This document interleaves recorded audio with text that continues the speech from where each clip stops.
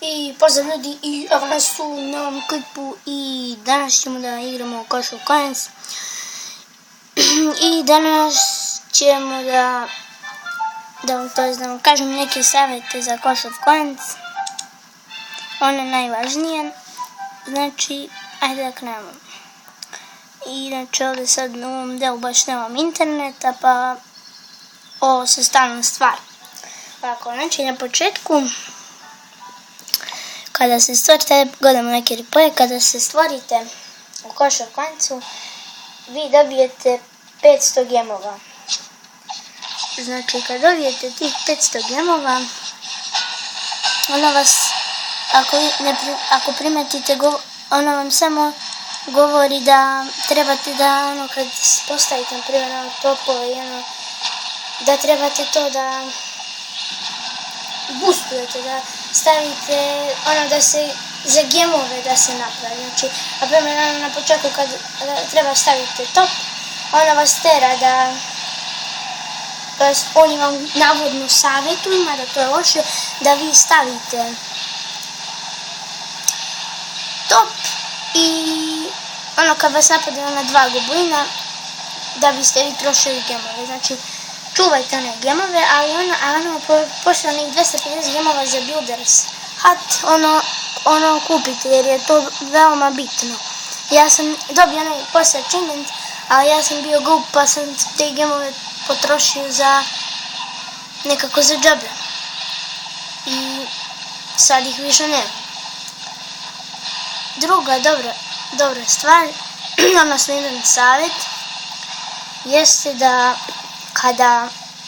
pošto u onom update-u kad je stigao onaj bonus out i kad vas neko napadne postane kao u kovčegu, nije u kovčegu nego u nekim kolicima, ostane tu još nekih resursa, gold elixir ili dark elixir, i tu kada ostane to, znači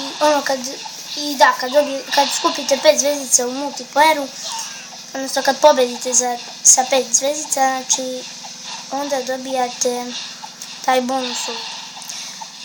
Meni je to sad 100.000, zato što sam ja u Silver 1, a u većim igama je veći bonus. Jedna stvar kod mene kad sam radio jeste, ja obično uvek kad skupim tih 5 zvezdica, ja odmah to uzmem, kolektujem, ali treba to čuvati, jer jednom je meni trebalo, farmao sam za onaj Dark Drill da ga kupim, i kad sam ga farmao, jednostavno ja sam uzeo, kolektovao ovdje, ovo kolektovao u trezuru, i poslije mi je nedostajalo možda 105, manje od 120.000 mi je trebao još, i nisam imao toga da kolektujem. A mogao sam da sam sačuvao. Još jedna cool stvar jeste to da nikada nemojte da rašujete. Ne znam zašto sam ovo sad ovako rekao, da rašujete. Znači, šta je raš? Pa raš je zapravo, ako ja sad ovakvu bazu, na primjer, ovako, vidite kakva je moja baza, i ako ja sad samo, na primjer, ovako ostavim bazu, ništa više abuliram, samo tanko 8, 9, 10, 11, i onda poslije, sve tako, znači, sve, ništa ne ugradam, nego tek na kraju. A moj drug je rašovo, evo jedan primjer, on je tamo hold 10, zidovi su mu level 1, trupe su mu level 1, sve mu 2, drugi level, treći, ništa mu nije max level za taj tam hall. Znači, ja trebam sve ovo da maksujem, znači zidovi treba da idu na level 7, mortari na level 5, I vidite, nešto mi se ovdje već upgrade. To treba sve da bude na maksimum, evo da je podignem na tamku 8, a ne sa ovakvom bazom da ja podignem na tamku 8 i onda tek onda da tamo to upgradem.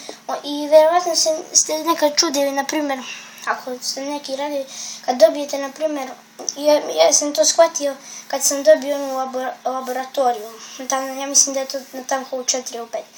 I ja sam onda upgradeao samo tamo ja sam poslije se čudio kako to da ja u svakom town hallu mogu da unapredim laboratoriju na level 2 puta.